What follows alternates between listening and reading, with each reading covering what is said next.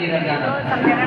आजकल आपने देखा होगा गाड़ियों में जीपीएस आता है, पता होगा सबको जीपीएस का सिस्टम आता है। उसका क्या काम होता है, जब हम कभी गलत रास्ते में चले जाते हैं तो जीपीएस बताता है कि इधर नहीं मुड़ना था, आपको इधर मुड़ना था।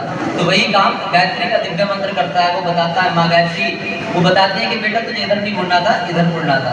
तो ऐसे दिव्य और पावन मंत्र को हम एक साथ एक स्वर में दोहराएंगे।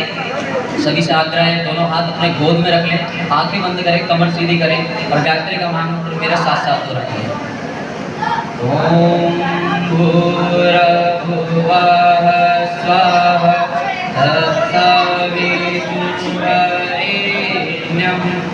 भर्गो देवस्य धीमहि धियो यो नः प्रचोदयात्। आदरणीय ओंकार सर का बहुत बहुत धन्यवाद कि उन्होंने मुझे इस योग्य समझा कि मैं आज आप सभी के समक्ष हूँ। बहुत से चेहरे यहाँ मुझे जाने पहचाने लग रहे हैं, जिनके साथ में पहले इंटरेक्शन कर चुका हूँ, लेकिन आज बहुत बड़ी मात्रा में, क्योंकि मैं बहुत दिनों बाद यहाँ आया हूँ हमारे कोचिंग सेंटर में, तो बहुत से नए चेहरे हैं जो यहाँ बच्चे पढ़ रहे हैं। तो दोस्तों, आज का जो कार्यक्रम है हमारे बीच एक बहुत बड़ी संभावना को लेकर के आया है। हमारे भीतर एक ऐसे दिव्यता छिपी हुई है जो इस कार्यक्रम के माध्यम से आज बाहर निकलने वाली है। हम लोग आज जैसे कार्यक्रम का जो टाइटल है भविष्य का निर्माता, हम सभी जानते हैं भारत देश बहुत ही पावन मिट्टी से बना हुआ है और इस देश को बनाने के लिए न जाने कितने लोगों ने अपने प्राणों की आहुति दी है, तब जाकर के आज हम लोग एक साथ सामने बैठ पा रहे हैं। एक समय कोरोना का 2 साल का वो ऐसा निकला कि जहाँ एक दूसरे से छिन्न भिन्न हो गए, और आज का एक समय है हम सभी आपस में एक साथ बैठ करके बातचीत कर पा रहे हैं। तो आदरणीय सर का, परम पूज्य गुरुदेव का, इनका बहुत बहुत धन्यवाद कि आज हम सब एक साथ बैठ करके यहाँ बात कर पा रहे हैं। दोस्तों, अगर आज का जो मेरा टॉपिक सर ने दिया है तो युवाओं के ऊपर दिया है, और हम सभी युवा हैं। अभी मैं आदरणीय सर बोल रहे थे, भैया बोल रहे थे, बच्चों का संबोधन हो रहा था, है ना। तो वैसे तो हम सभी गुरु के लिए, माता पिता के लिए बच्चे हैं, लेकिन हमें खुद से सोचना है कि अगर हम इस धरती पर आए हैं तो हमारा कुछ वजूद ईश्वर ने बना करके हमें यहाँ भेजा है। कोई उद्देश्य हमारा है कि इस धरती पर हम किस उद्देश्य को लेकर के आए, और वो उद्देश्य हमको पहचानना है। आपको बताता हूँ बच्चे और बड़े में फर्क क्या होता है। आप कोई बताएगा, बताना चाहेगा बच्चे और बड़े में फर्क क्या होता है? कोई भी? एनीवन? देखो, नेतृत्व करने का गुण होना चाहिए। यहाँ से पता चलता है कि कौन विद्यार्थी आगे चल के क्या कर पाएगा। अगर आपके अंदर अभी से वो गुण है कि आप एक प्रश्नोत्तरी का सामना कर पा रहे हैं, तो आप जीवन में हमेशा सफल होंगे। ध्यान रखें, कुछ भी आंसर दे सकते हैं। मैं आपका भाई, छोटा भाई मान लीजिए, बड़ा भाई मान लीजिए, कोई गैर तो है नहीं है, तो आप बता सकते हैं। कोई है बताएगा बच्चे और बड़ी मतलब नहीं है? चलिए कोई बात नहीं, मैं बता देता हूँ। बच्चे वो होते हैं जब उनके परेशानी आती है, दिक्कतें आती हैं, तो अपने माँ बाप के पास जाते हैं कि मम्मी ये दिक्कत हो गई, ये परेशानी, पापा ये दिक्कत हो गई, ये परेशानी, तो उसका हल उनके माता पिता ढूंढते हैं। लेकिन बड़ों में क्या होता है, अगर बड़ों के पास परेशानी आती है तो माता पिता के पास नहीं जाते हैं, वो गुरु के पास नहीं जाते हैं। वो क्या करते हैं, समस्या का समाधान ढूंढते हैं कि समस्या को सोल्व कैसे किया जा सकता है। तो आप लोग बड़े हो चुके हो, पता है आप लोग बड़े हो चुके हो, आप लोग बड़े हो चुके हो। आपके पास यदि कोई दिक्कत समस्या आती है तो आप भागेंगे नहीं इधर उधर कि मैं उससे पूछ लेता हूँ, उसकी सहायता ले लेता हूँ, वो मेरी हेल्प कर देता है। आप लोग उसका समाधान ढूंढने का प्रयास करते हैं। दोस्तों, आज भी हम जिंदगी में देख रहे हैं, आज सब भाग रहे हैं, कोई किसी के पीछे भाग रहा है, कोई नौकरी के पीछे भाग रहा है, कोई गाड़ी के पीछे भाग रहा है, लेकिन एक चीज हम भूल गए, हम इंसानियत भूल गए। सफलता को हमने मान लिया है कि अगर हमारे पास 4 माले की मंजिल है तो हम सफल हो गए, अगर हमारे पास 4 व्हीलर की फॉर्च्यूनर गाड़ी खड़ी है तो हम सफल हो गए, अगर हमारे पीछे एक जंग सलाब है तो हम सफल हो गए। लेकिन सफलता का असल मायना ये नहीं है। जिस व्यक्ति के अंदर इंसानियत नहीं है, अगर गरीबों को देखकर आपके दिल में दया नहीं आ पा रही है, तो आप सफल नहीं है। आपके अंदर इंसानियत होना बहुत जरूरी है, और इंसानियत कब आती है, जब हमारे अंदर से अहंकार चला जाता है, मैं की भावना चली जाती है। एक बहुत सुंदर कहानी आती है। कहानी क्या है? भक्त और भगवान की कहानी। एक भक्त अपने भगवान से मिलने के लिए जाता है, कुंडी खटखटाता है भगवान की कुंडिया की, आवाज लगाता है, अंदर से आवाज आती है, कौन? भगवान बोलते हैं। भक्त कहता है कि मैं। भगवान कहते हैं इसने क्या रखा? इस कुटिया में मैं और तू नहीं रह सकते। भक्त निराश हो जाता है और चला जाता है। 1 साल बाद घोर तपस्या करता है और फिर वापस आता है, फिर से कुंडी खटखटाता है, अंदर से आवाज आती है, कौन? भगवान बोलते हैं। तो बाहर से भक्त कहता है कि तू ही तू है, मैं तो खत्म हो गया। तो भगवान कहते हैं बेटा अंदर आता है। तो जिस दिन हमारे अंदर का मैं खत्म हो जाएगा, उस दिन हम अपने जीवन में सफल हो जाएंगे। उस दिन हमारे अंदर इंसानियत का भाव आता चला जाएगा। जिस दिन हम मैं को हम में बदल लेंगे, उसको मैं की ताकत को जिस दिन हम संगठन की ताकत बना लेंगे, हम की ताकत बना लेंगे। एक कार्य यदि एक व्यक्ति को करने के लिए दिया जाए, मैं आपसे कहूँ या किसी से भी कहूँ कि इस कार्य को कीजिए, और वही कार्य मैं आप सबसे कहूँ, तो वो कार्य आसानी से तब हो पाएगा जब सारे मिलकर के एक साथ कर पाएंगे। आपको सफलता प्राप्त करनी है, आप सभी अभी पढ़ रहे हैं, मैं भी पढ़ रहा हूँ, ऐसी बात नहीं है कि नहीं पढ़ रहा हूँ। तो मेन चीज होती है एकाग्रता है, हमारा ध्यान ही नहीं लग पाता है। एकाग्रता कब आती है? एकाग्रता का पहला सिद्धांत है आपका संकल्प। आपने किसी काम को करने के लिए कितना मजबूत संकल्प लिया है, वो आपके ऊपर निर्भर करता है। और संकल्प ये नहीं कि किसी और ने दिया हो, किसी और ने हमसे कहा हो कि ये काम कर ले और हम उसको कर रहे हैं, या फिर कोई मोटिवेशनल स्टोरी देख ली हो, उसने कह दिया कि अब IAS बनना है, तो हाँ कुछ नहीं करना, बस IAS बनना, सीधे पहुंच के दिल्ली तैयारी करने IAS की। ऐसा नहीं, दूसरे के द्वारा दिया हुआ संकल्प नहीं होता, वो ऑर्डर होता है, आप लोग उसको मान रहे हैं। संकल्प होता है आपके अंदर की भावना। आप अपने अंदर से संकल्प को मजबूत कीजिए और संकल्प लीजिए सोच समझकर, समय लगाइए। आपके जीवन का सवाल है, कोई भी काम हम जिंदगी में बिना सोचे समझे नहीं करते। अगर हमको एक मोबाइल खरीदना होता है तो 3-3 महीने की प्लानिंग बनाते हैं पहले से कि कौन सा मोबाइल हमें लेना है। अगर हमको कोई गाड़ी खरीदनी होती है तो 6-6 महीने 1-1 साल लगा देते हैं कि हमको कौन सी गाड़ी खरीदनी है। अगर हमको घर खरीदना होता है तो 10-10 साल लगा देते हैं कि घर को कहाँ खरीदना है, किस तरीके से बनाना है। तो यानी कि हमारा जीवन है, और इतना बड़ा जीवन है कि इस जीवन को हम कैसे जिएंगे, उसकी हमारे पास कोई प्लानिंग नहीं है। तो पहला उद्देश्य क्या है, हमारे पास प्लानिंग होनी चाहिए जिससे हम अपने जीवन को सुदृढ़ बना सके। दूसरी बात आती है कि जो हमारा जीवन है वो कहाँ एग्जिस्ट करता है। हमारा जीवन जो है वो बी और डी के बीच में एग्जिस्ट करता है। बी और डी यानी बी यानी बर्थ और डी यानी डेथ, जन्म और मृत्यु के बीच में। लेकिन मजे की बात यह है कि दोनों में से कोई भी चीज हमारे हाथ में नहीं है, ना ही जन्म हमारे हाथ में और ना ही मृत्यु हमारे हाथ में है। लेकिन बीच में जो छूट गया सी, वो हमारे हाथ में है। सी का मतलब चॉइस हमारे हाथ में है। हमारे पास चॉइस है, हम चाहे चुन सकते हैं गलत मार्ग और उस पर चढ़ करके हमें आगे सफलता मिलनी है, नहीं असफलता ही मिलेगी। और हमारे पास चॉइस है एक सही मार्ग को चुनने की, उसको चुन सकते हैं और हम अपने मार्ग में सफल हो सकते हैं। और उस मार्ग में सफल होने के लिए गुरु का विशेष महत्व होता है। गुरु की महिमा के बारे में कहा जाए तो जितना कहा जाए उतना कम है।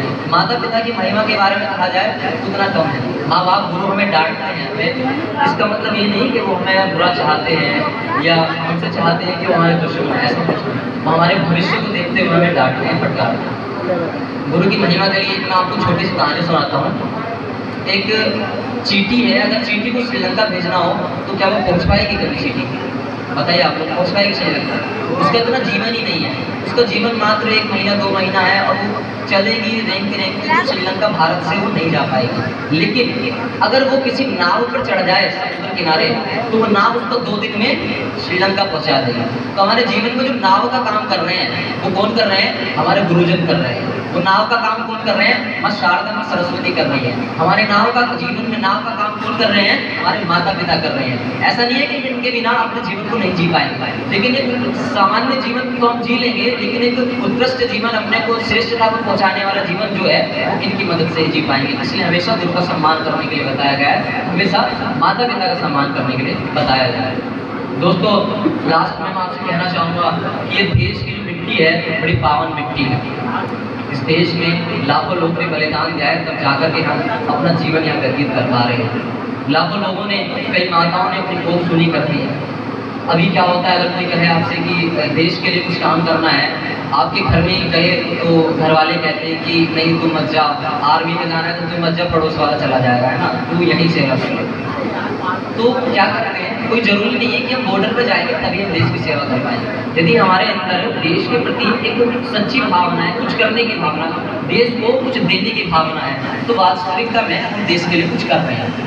देने का भाव जिसके अंदर आ जाता है वो देवता बन जाता है। भगवान राम इस धरती पर आए, भगवान श्री कृष्ण इस धरती पर आए, डॉक्टर भीमराव अम्बेडकर, चंद्रशेखर आजाद, कितने महापुरुष आए, वो महान क्यों बन पाए? वो एक मानव जीवन के रूप में आए थे, जैसे आप और हम हैं, ऐसे ही वो इस धरती पर जन्म लेकर के आए थे।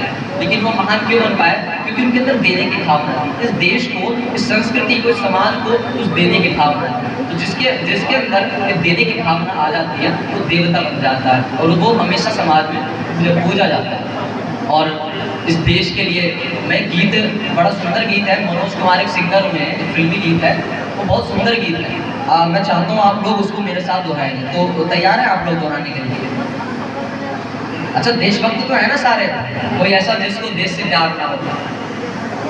सारे देशभक्त मेरे साथ एक गीत दोहराएंगे, बड़ा प्यारा गीत है, बड़े भाव के साथ दोहराएंगे। जब जीरो दिया मेरे भारत ने, जब जीरो दिया मेरे भारत ने, आवाज तो आई नहीं, भावना नहीं है आपके अंदर। एक बार जोश के साथ, आपको लगना चाहिए सारे देशभक्त बैठे हैं, अगर बॉर्डर पे भेज दिया जाए तो पूरा पाकिस्तान को समेट के अंदर ले आए, लगना चाहिए। एक बार तेज आवाज बोलेंगे कि जब जीरो दिया मेरे भारत ने, जब जीरो दिया मेरे भारत ने, भारत ने मेरे भारत ने, भारत ने मेरे भारत ने, दुनिया को तब गिनती आई, दुनिया को तब गिनती आई, तारों की भाषा भारत ने, तारों की भारत ने, दुनिया को पहले